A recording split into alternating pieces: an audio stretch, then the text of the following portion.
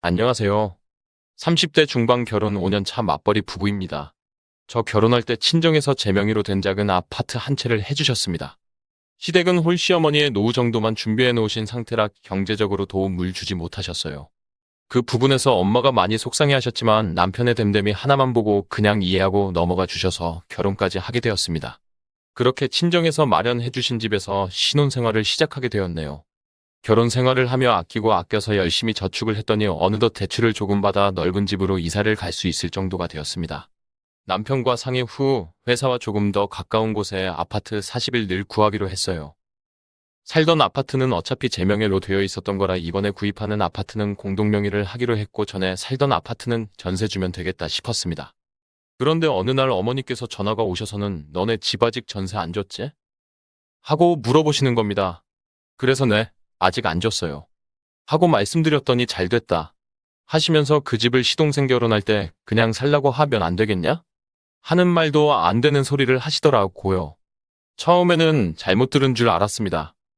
그런데 계속해서 시동생이 살면 어쩌고 저쩌고 하시며 쉬지 않고 말씀을 하시더라고요. 그래서 모르는 척하고 도련님이 전세 들어오시면 되시겠네요. 전세금 얼마 생각하고 계세요? 하고 물었습니다. 그랬더니 어머님 이 하시는 말이 가관이더군요. 가족끼리 무슨 돈을 걸 애를 하냐. 둘이 돈 벌어서 집 한 칸 살 정도 될 때까지만 그냥 살게 하자. 라고 하시는데 너무 어이가 없어. 아니 저희도 그 집 전세 주고 대출받아 이사 가는 거라 돈이 없어요. 하고 말했습니다. 제 말에 시어머니께서는 니네가 대출을 조금만 더 받으면 안 되겠냐? 하고 너무 당당하게 말씀하시는 겁니다. 미안한 내색 하나 없이 뻔뻔하게 말씀하시는데 기가 차서 말이 안 나오더군요. 제가 이 상황을 가족이라는 이유로 시댁이라는 이유로 또 며느리라는 이유로 당연히 허락을 할 거라고 생각을 하신 건지 부탁을 하시는 것도 아니고 너무나 당당하게 말씀하셨습니다. 어머님께는 일단 그건 생각 좀 해보자고 하고 전화를 끊었고 남편한테 전화해서 따졌습니다. 도대체 이게 무슨 소리냐 하고요. 그런데 남편도 어느 정도는 알고 있었는지 허락 비슷하게 했었나 보더군요. 어렵게 결혼하는 동생인데 그냥 우리가 조금 도와주면 안 될까? 하면서 대출을 조금 더 받아서 우리가 그냥 갚는 게 나을 것 같다. 하는 겁니다. 그러면서 아무것도 못 해주고 결혼시키는 게 형으로서 미안하다는 개소리를 하는데 앞에 있었다면 한 대 치고 싶은 심정이었습니다. 그 집은 친정에서 딸 고생하지 말라고 내 명의로 해주신 내 집인데 왜 이럴 한 장 보탠 거 없는 사람들이 눈독을 들이는 건지 너무 화가 났습니다. 정말 양심이란 게 있는 사람이면 자기 식구들이 그런 소리를 했을 때 제 귀에 들어오지 않게 거절을 했었어야 하는 게 맞는 거 아닌가요? 남편도 한통 속이고 처음부터 그렇게 하기로 계획들 짜 놓은 것 같다는 생각이 들어 소름이 돋았습니다. 너무 화가 나서 꿈도 꾸지 마라. 이 집 전세 놓을 거고 그 집 일은 그 집에서 알아서 해결해라. 내 돈 한 푼도 건들 생각하지 마라. 너도 이 집에서 쫓겨나기 싫으면 더 이상 거론하지 마라. 하고 말했습니다. 남편 결혼할 때 뭐 하나 해온 것도 없으면서 어디다 숟가락을 올리고 지가 동생한테 뭘 해주겠다고 하는 건지. 사람 됨됨이 하나 보고 다 이해하려 했는데 진짜 됨됨이도 그지 같고 아무것도 없는 거렁뱅이 같다는 생각이 들었습니다. 남편에게 딱 잘라 거절하면서 계속해서 말이 나온다 명 갈라서야겠다는 생각까지 했었어요. 정말 내 발등을 내가 찍은 것 같아 제 자신한테도 너무 화가 나더군요. 무튼 그렇게 이야기를 한 후 며칠이 흘렀는데 시어머니도 남편도 아무 말이 없길래 그렇게 넘어가 나 하고 안심하고 있을 무렵 시어머니께 다시 한번 전화가 왔습니다. 전화를 받자마자 시어머니께서 다짜고짜 너무 한 거 아니냐. 가족끼리 그 정도도 못 해주냐. 집을 달라는 것도 아니고 집 살 돈 모을 때까지만 봐달라는데 그게 그리도 힘들어서 남편 쫓아낸다는 말까지 하냐며 소리를 지르고 난리를 치시더군요. 남편이 제 말을 그대로 전달한 것 같았습니다. 이건 그냥 좋은 말로는 끝날 것 같지 않다라는 판단이 들어 저도 그냥 질러버렸어요. 지금 너무한 게 누구냐. 저 결혼할 때 도움만 주셨어도 말 한마디 하지 않았다. 최소한 도움은 못 주셔도 이렇게 내놓으라고 하지는 않아야 하는 거 아니냐. 그 집 친정에서 딸 고생하지 말라고 해주신 내 집이다. 이런 한 장 보태지 않은 사람들이 왈가왈부하는 거 더 이상 듣고 싶지 않다. 하고 다다다 말씀드렸습니다. 평소에 고분고분하지는 않았지만 그렇다고 짜증 한번 내본 적이 없었기에 시어머니도 적잖이 당황하셨는지 어버버하고 말씀을 못 하시더군요. 그래서 더 이상 할 말 없으시면 끊겠습니다. 하고 전화를 끊어버렸습니다. 그렇게 통화를 끝낸 후 하루 종일 일을 어떻게 했나 싶을 정도로 화가 나더군요.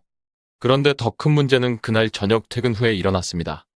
어머님께서 분명 남편에게 전화를 했을 게 분명한데 하루 종일 연락이 없기에 이상하다 생각했었는데 아니나 다를까 집에 도착하니 어머님께서 와 계셨습니다. 저보다 항상 퇴근이 늦었던 남편도 조퇴를 한 건지 먼저 도착해 있더군요. 집에 들어서자마자 거실 바닥에 떡하니 앉아 계시던 시어머님께서 여기 잠깐 앉아봐라 하시는 겁니다. 그러더니 제가 자리에 앉자마자 어린 동생이 힘들게 결혼 생활을 시작한다는데 어떻게 그럴 수가 있냐. 가족끼리 서로 돕고 살아야 하는 거 아니냐. 남편한테도 그러는 거 아니다. 어디서 남편을 내쫓는다는 말을 하냐 등등 했던 말 또 하시며 많은 말을 하셨습니다. 너무 다다다 하시는 통에 다 기억이 나지는 않네요. 시어머니께서 그렇게 말씀하시는 동안 비읍시옷 같은 남편은 옆에 앉아서 듣고만 있더군요. 속에서 부글부글 하고 올라오는 걸 최대한 참으며 어머, 님 아무리 그래도 이건 말이 안 되죠.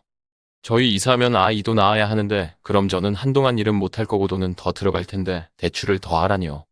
하고 말하는 순간 시끄럽다. 어디서 어른 말씀하시는데 버르장머리 없이 따박따박 말대꾸냐. 가정교육 어떻게 받은 거냐? 하고 버럭 소리를 지르시는 겁니다.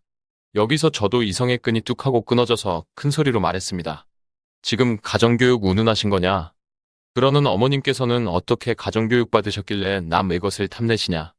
그 집 친정에서 해주실 때 남편이나 어머님이나 이런 한 장 보태준 거 없다.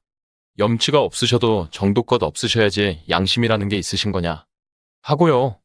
그렇게 말을 이어가는데 갑자기 남편 놈이 제 뺨을 내리치는 겁니다.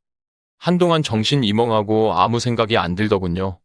입안이 터진 건지 흐릿하게 피맛이 느껴졌고 눈앞에 별이 보인다는 말이 뭔지 그때 처음 알게 되었습니다. 순간 잠깐의 정적이 흘렀고 정신을 차리고 보니 남편은 본인이 때리고 더 당황을 한 듯 보였습니다. 그 와중에도 시어머니는 저를 노려보고 있더군요. 아, 이제 이혼밖에 답이 없겠구나 하는 생각이 들었습니다. 우선 그 자리를 벗어나야겠다 싶어 안방으로 후다닥 들어가 문을 걸어 잠그고 집에서 나가라고 소리를 질렀습니다. 그리고 친정에 전화를 드려 간단히 설명을 하고 빨리 와달라고 부탁드렸어요. 친정 부모님께서 이런 제 모습을 보시면 마음 아파하실 걸 알았지만 다른 방법이 없었습니다.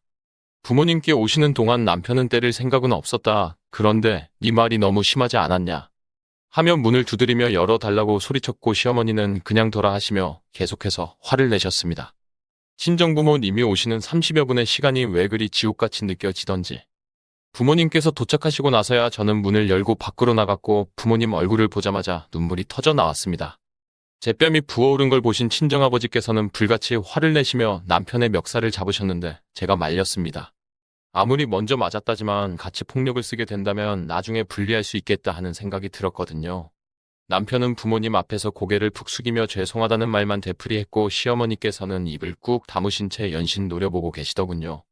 우선은 진정하고 이야기나 들어보자는 친정엄마의 말에 다들 진정시키고 거실에 앉았습니다.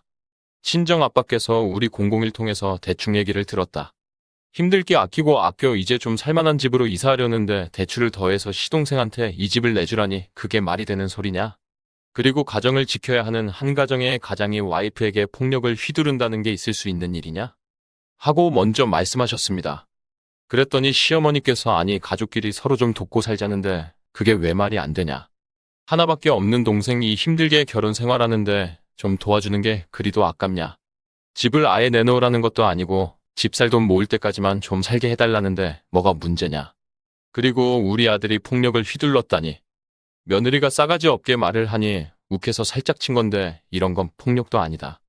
하고 말씀하시는 겁니다. 친정엄마께서 기가 차신지 한숨을 쉬시며 애들 결혼할 때 이런 안 보태는 거 보고 섭섭했지만 아무 말 안 했고 서방됨됨이 하나 보고 결혼을 허락했다. 그런데 아무래도 내가 사람을 잘못 본 것 같다. 물론 가족끼리 도움을 줄 수도 있지만 이건 방법이 잘못된 거 아니냐.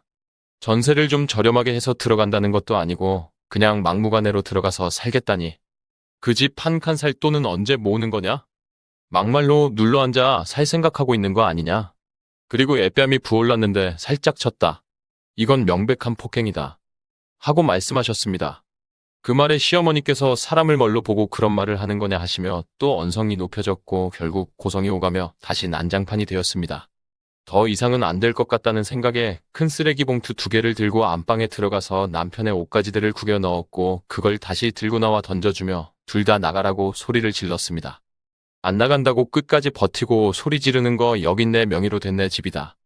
당장 안 나가면 폭행으로 경찰에 신고하겠다 하고 전화기를 드니 욕설을 내뱉으며 남편과 함께 나가시더군요. 막무가내로 소리 지르며 행패를 부리더니 경찰은 마주 하고 싶지 않았나 봅니다. 그렇게 남편과 시어머니가 나가고 난 후 집 비번을 바꿨고 다음날 회사에 사정을 설명하고 조퇴를 한 후 병원에 가서 진단서를 끊고 변호사도 만나고 왔습니다.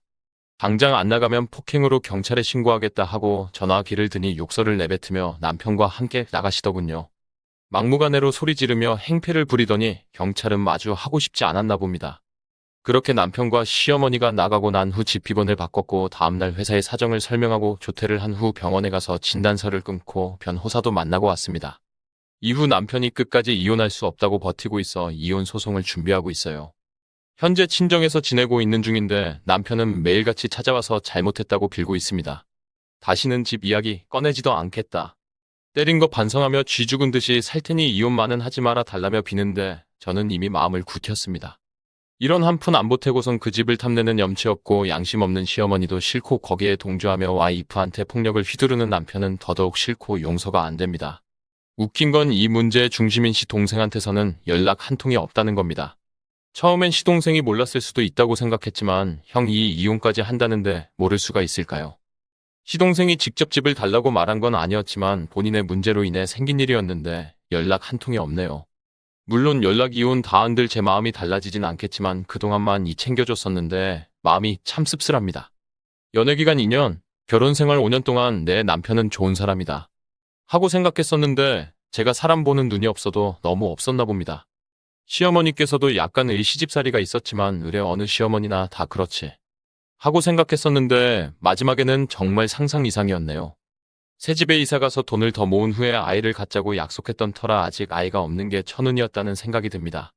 짧다면 짧고 길다면 긴 남편과의 결혼 생활은 이렇게 끝이 날 것 같습니다. 긴 글 읽어주셔서 감사합니다. 댓글일 개소리 장렬의 폭력까지. 어쩜 저렇게 뻔뻔할 수가 있죠. 못해줘서 미안하게 생각하고 입 다물고 살아야지 진짜 무섭네요. 댓글이 읽는데 소름이 이거 실화인 거죠? 정말 시어머니랑 남편이 그런 말을 하고 폭력까지 썼다는 거죠? 거지근성 때문에 이혼 운운하던 사연 많이 봤는데 이래서 형편이 비슷한 사람들을 찾는 겁니다. 미안한 줄 모르고 뻔뻔스럽게. 차라리 경찰을 부르시지 그랬어요. 혹시나 앞으로 그 사람들과 전화를 하거나 만날 때는 필수로 녹취하시고 대비 철저히 하셔서 이혼 잘하시길 바랍니다. 댓글 3 양심이란 게 없는 집구석이네요. 결혼할 때도 아무것도 해줄 능력이 없었으면서 둘째 아들은 며느리 집에 얹혀줄 생각을 어떻게 하죠? 상식을 벗어나는 사람들입니다. 이혼 잘 생각하셨어요. 때릴 생각이 없었다지만 이미 손은 올라갔고 첫 시작이 힘들 뿐이지 한번 시작한 폭력은 심해졌음 심해졌지 덜하진 않습니다. 증거 수집 잘하셔서 탈탈 털어 이혼하시길 응원하겠습니다. 댓글싸 돈도 없고 염치도 없고 뻔뻔하기까지. 보아하니 미리 얘기가 오간 상태인 것 같은데 쓰니한테 입도 뻥긋 안 하고 있었다는 것도 더 소름인데 폭력까지. 시어머니는 둘째 아들 집해 주려다가 큰아들 이혼남 만들었네요. 아마 시동생도 다 알고 있었을 겁니다. 그냥 엄마랑 형 이 알아서 해줄 테니 안 나섰던 거겠죠. 가족이 단체로 등골 뽑아 먹으려고 대기하고 있었나 봐요. 아이 없을 때 알게 돼서 그나마 다행이라고 해야겠네요. 진단서 끊어놓으셨다니 차곡차곡 증거 수집하셔서